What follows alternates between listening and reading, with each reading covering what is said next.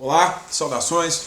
Nosso bate-papozinho aqui de hoje é relacionado às infrações, aos atos infracionais, que são comumente extremamente mal interpretados, principalmente pelo setor público, quando é dito que existem atos infracionais e que eles não se relacionam aos delitos comuns, aos crimes e contravenções penais. Pois bem, na verdade, os atos infracionais são crimes e contravenções penais. São sujeitos à mesma hermenêutica do delito comum, na teoria do crime, na teoria do delito, na teoria finalística do crime. Os verbos tipificadores da conduta são criminais. Qual a diferença? Quando um delito é cometido por um menor, esse delito é chamado de ato infracional. E aí vem a outra diferença, que é a grande diferença, que é o modelo retributivo estatal. A pena, a sanção, ela tem caráter educacional, formativo. Compreende-se que o menor, por estar em uma fase de evolução, de formação, ele pode ainda, através de penas mais amenas, ser direcionado a uma vida adulta mais consciente e mais saudável.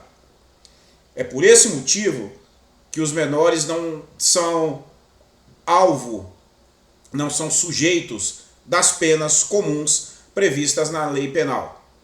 No entanto, o que estamos aqui falando é que não existe no ECA condutas típicas do ato infracional. Isso é previsto no artigo 103 do ECA. Considera-se ato infracional a conduta descrita como crime ou contravenção penal. Isso já acaba com qualquer dúvida. O ato infracional é o delito comum cometido por menor. Então é passível da hermenêutica criminal. As sanções são de caráter educativo. Ponto. Não existem tipos infracionais, existem tipos penais. Ok? O menor, por ser menor, ele pode, por exemplo, solicitar a presença da polícia militar, do corpo de bombeiros, da defesa civil? Obviamente que sim. Outro grande equívoco. Não, o menor ele não pode chamar a polícia em uma situação qualquer. O menor está sofrendo uma ameaça, o menor está presenciando um delito, ele pode chamar e necessariamente a força de segurança deve fazer a averiguação. Qual que é a diferença?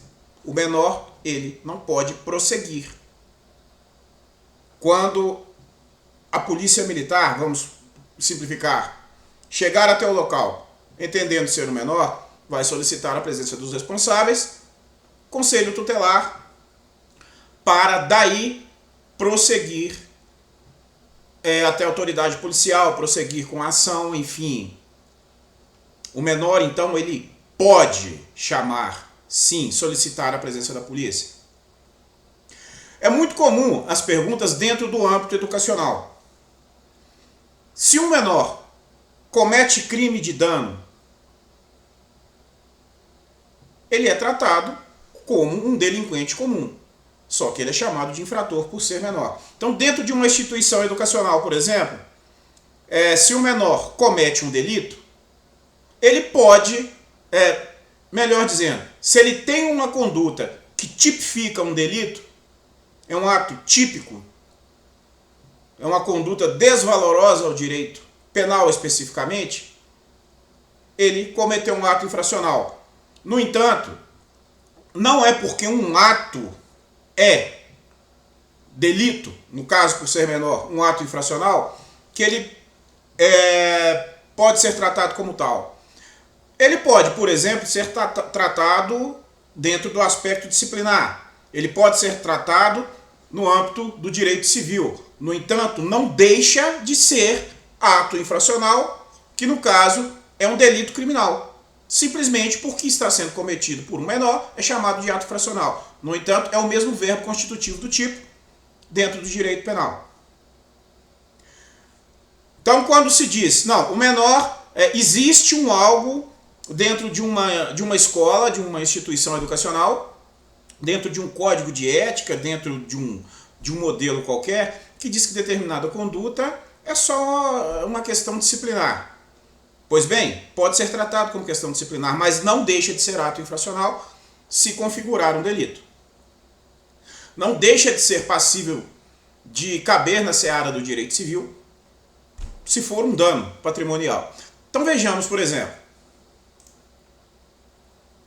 o artigo 163 do Código Penal diz, né, sobre o crime de dano: destruir, inutilizar ou deteriorar coisa alheia. Isso implica em um delito. Então, se o menor comete, né, um dano, ele está tipificado no crime de dano. Por ser menor, se torna um ato infracional. No entanto, nós temos aqui o artigo 167 do Código Penal. No caso do artigo 163, do inciso 4º do seu parágrafo e do artigo 164, somente se procede mediante queixa. O que é que isso quer dizer? Que é um crime de ação privada. O ofendido decide se prossegue ou não.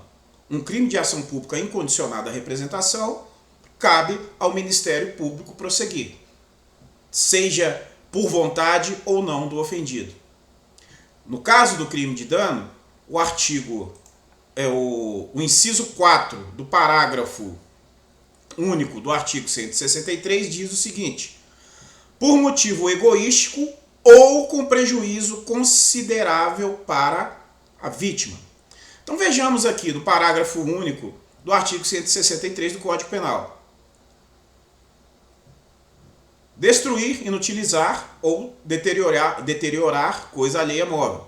Inciso 1 do parágrafo único: se o crime é cometido com, inciso 1, com violência, a pessoa, parágrafo único: se o crime é cometido, inciso 1, com violência à pessoa ou grave ameaça. Inciso 2, com emprego de substância inflamável ou explosiva, se o fato não constitui crime mais grave. Inciso 3, com o patrimônio da União, de Estado, do Distrito Federal, de município ou de autarquia, fundação pública, empresa pública, sociedade de economia mista ou empresa concessionária de serviços públicos. Redação dada pela lei número 13.531 de 2017. Isso quer dizer o quê? Que se em uma escola pública um aluno, né, um discente ou um menor que lá esteja, comete um dano no patrimônio público ali, não é crime de ação condicionada à representação. É um crime de ação pública incondicionada à representação. Não é um crime que o responsável pelo local vai decidir se toma providências ou não. É um ato infracional e ponto final. Então o Ministério Público se torna responsável. É dever do responsável pela instituição, no caso uma instituição educacional, ou que seja uma instituição pública qualquer, não se limita a uma instituição educacional. O responsável ele tem que solicitar a presença da Polícia Militar, registrar um boletim de ocorrência para que as devidas providências sejam tomadas. Porque isso cabe, inclusive, à prevaricação ao gestor. Tá ok? Então, é muito mais complicado do que é dito na prática. Aí vão dizer, ah, mas isso vai ter um inchaço. Princípio da legalidade. É exigível, não é uma opção. Então o artigo, o inciso 4, por motivo egoístico ou com prejuízo considerável para a vítima. Nesse caso, é um crime de ação privada condicionado à representação. Então a vítima decide se prossegue ou não. No caso do artigo 164 do Código Penal, introduzir ou deixar animais em propriedade alheia sem consentimento de quem de direito, desde que o fato resulte prejuízo. Quer dizer o quê? Se uma pessoa deixa um cavalo para pastar em um terreno de alguém, e esse cavalo entra em uma horta e destrói a horta, o dono dessa horta vai decidir se ele prossegue isso na seara criminal, ou se ele simplesmente recebe uma restituição, ou se ele vai cobrar essa restituição na seara, civilmente. Se for um menor, é a mesma coisa, só que é um ato infracional. Os responsáveis do menor responderão junto a ele, né? Então, o que nós temos que entender aqui? Ato infracional não é uma escolha. Se há um ato infracional que não é condicional, não é um crime, não é análogo, o ato infracional é análogo a um crime, né? Só que é cometido por menor. Se é de ação pública incondicionada à representação, não há que se falar em decidir, por exemplo, dentro de uma instituição educacional, sobre a aplicação disciplinar. Pode ter a aplicação disciplinar concomitantemente, uma aplicação punitiva administrativa. Uma seara não exclui a outra, mas é dever, no caso de um crime de dano, ser considerado ato infracional, sim. Isso não é negociável. A lei exige isso. Mas na prática, o comum é dizer, não, é só uma questão aqui disciplinar, está resolvido. É exigível pela lei. E o gestor, o responsável que assim não age, ele pode ser responsabilizado sim. Apesar de ser prática comum, né, o menor quebra alguma coisa ali, enfim, restitui, fica tranquilo, né? Imagina até no caso de acidente, né? Eu estou falando dolosamente. O Código Penal aqui fala dolosamente, né? Pelo princípio da excepcionalidade da culpa. Esses artigos não prevêem modalidade culposa, automaticamente são delitos dolosos, né? Em essência, o crime é doloso. Então tem que haver dolo, desejo, vontade de causar o dano. Se o menor tem vontade de causar o dano, ele vai responder como ato infracional. O crime de dano se torna ato infracional para ele. No caso da seara civil, se não configura um delito, né, um ato infracional, nós temos aqui, por exemplo, o artigo 927 do Código Civil, que diz o seguinte: aquele que, por ato ilícito, né, artigo 186 e 187, para complementar, causa dano a outrem, fica obrigado a repará-lo.